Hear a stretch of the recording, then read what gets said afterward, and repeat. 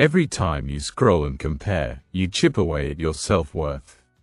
You versus you, that's the only competition that matters.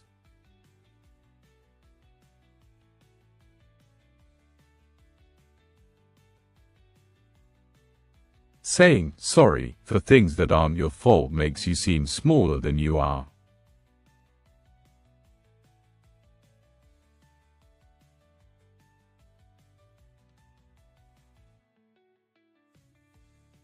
Looking down tells your brain that you're less.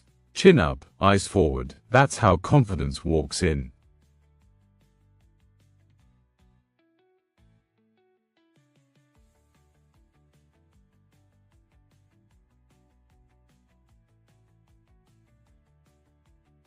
The words you speak shape what you believe. Try first, fail better, but don't kill the dream before it's born.